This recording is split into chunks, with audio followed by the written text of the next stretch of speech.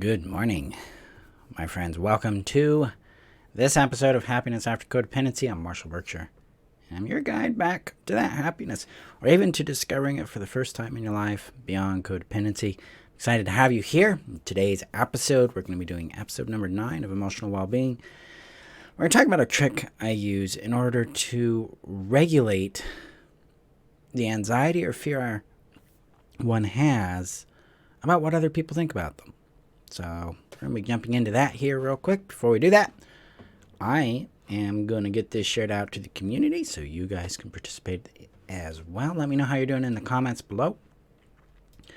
Because I'm curious just how are things? What's going on in your world? So let's get that out there. If you're interested in joining the community, link is above on Facebook, below on YouTube.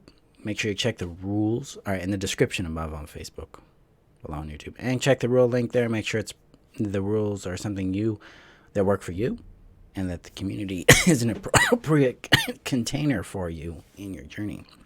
As well as, if you're watching on YouTube, hit that subscribe button. Thank you guys for helping me get up there. I'm almost 4,000 subscribers on YouTube. That's, for me, it's kind of small, but it's cool. So thank you. Appreciate it. All right.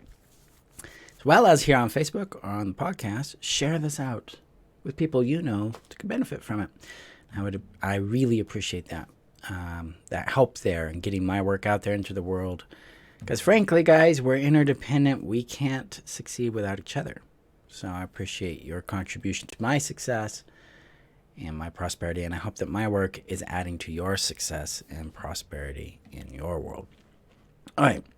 So let's talk about this idea of emotional well-being. I'm feeling scared about what others think. Well, here's this thing we do. Here's what we can do about it. I bring this topic up because it's something I deal with frequently. Personally, it is one of the big climbs in my life, is navigating this tenuous connection between I want to be liked and I want to be myself kind of thing. And a lot of this for me deals with safety. Growing up, I was not you guys probably relate to this. Were you the normal child growing up? Did you have the normal interests everybody else had? Were your peers like warm and open to you or did they just call you, Marshall, you're weird. Why would you like that? Did you find yourself not having the interests they have? Not feeling like they made sense to you or you made sense to them? Or feeling like you were an outsider because you didn't have a particular quality they wanted? My experience, that was my childhood for a long time and most of my middle school years. I was fortunate to have some very close friends, people who cared about me, but a lot of my experience was about being emotionally, verbally, and sometimes physically bullied by my peers because I didn't see the world the way they did. I didn't understand the things they understood, and I had my own weird little quirks. And so I grew up learning to fear others that way, and especially fear their judgment of me, because that judgment spread like a virus around to other people, and then you get this kind of social wave of rejection that comes in it because people are just blindly agreeing with the claims of the other person. So my body has a high sensitivity to the way others perceive me. And one way I regulate this fear of what other people think about me and what their perspectives of me are, that has to do with value. So in the Happiness After Codependency system, in the Know Yourself course in that, the Know Yourself strategy, takes this concept called innate value. Innate value is this idea that we have intrinsic worth, that it's not changeable, it's not you can't add to or change it. You can only come into awareness and witness of it and connection to it, and through that connection you can change your life, to be really cliche. But when we're aligned with innate value, we're able to see people, places, and things in our world through a different lens. We're able to find solutions, ideas, opportunities, connection, and guidance through that lens. And this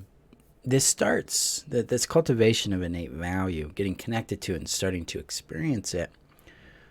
I started off with a practice called retrieving innate value, because in codependency, it's our value is entangled with the other person's approval, their other person's perspective of us.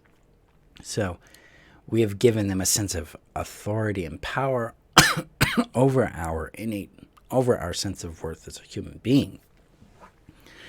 As a child growing up in this social dynamic that I experienced, that my sense of value was tangled up in what my peers would communicate to me and how they would perceive me, and I allowed that to define me, because that's a fawn response there. I allowed them to define me so I could find some safety and find some way of finding connection and identity and safety, and those three necessities show up again in those experiences. Well, as I've healed and as I've grown, this is still a wrestle for me, because my brain's like, well, I'm safe with these people, but what about the new people? And so one way I regulate with this is I retrieve my value, my sense of worth from their judgment. In other words, and for me, I'm a visual kinesthetic person, so I can feel myself and see myself taking it from them and bringing it back into my body. That's what I mean by retrieval. Now, the experience of retrieval may be different for you in that, but the idea is they no longer have the authority over the value.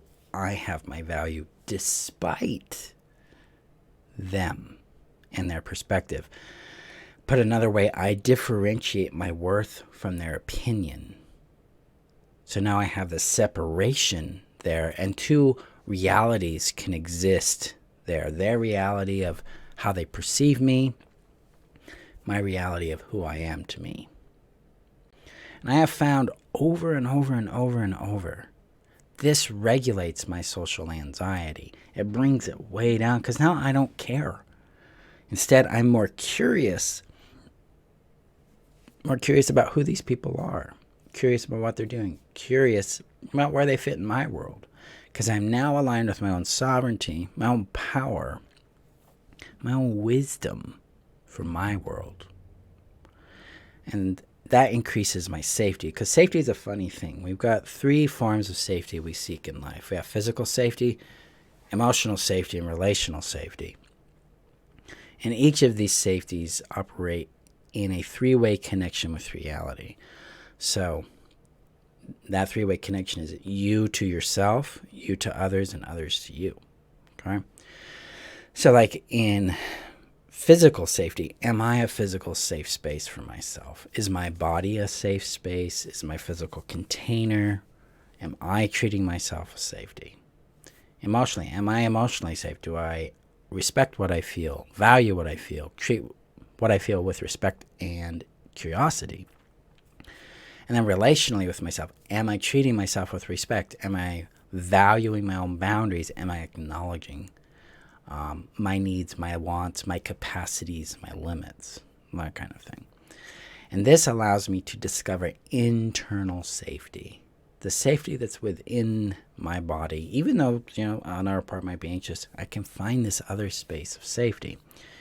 And when we take our value from another person and we take ownership of it, we differentiate it from their opinion, and we contain it, we embody it, we encapsulate or occupy the space of our value. That restores these three safeties very quickly, because now we're not hunting and seeking for our value outside of ourselves.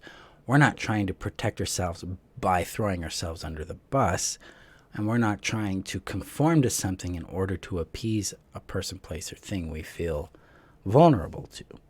Instead, we get to stand in that true power of self and embody the safety that brings to us. So I do this frequently. And when I say frequently, every single day, like I'm scrolling through Facebook, oh, this post, my brain's like, oh my gosh, there's so much better, and then I retrieve my value from it. I retrieve my value from people's approval too, not just the fear of rejection, but their approval, because codependency loves approval because it's an affirming experience for oneself. It's an external validation of one's legitimacy. And that's a trap, because then our brains swing towards what happens when they reject us. And there's a lot of power we're giving people there when we are hooked on that. So when I retrieve my value from their approval and their rejection, then I can get more honest into the connection I have with them, and then approach the reality I have with them in a more sane, sober way, so that I can have a genuine quality experience there. Basically, I can know what to do, because I can identify the patterns of behavior, impacts, and results that are happening, find out if they align with what I need and want in my world, and make an honest decision from there. That's sober living.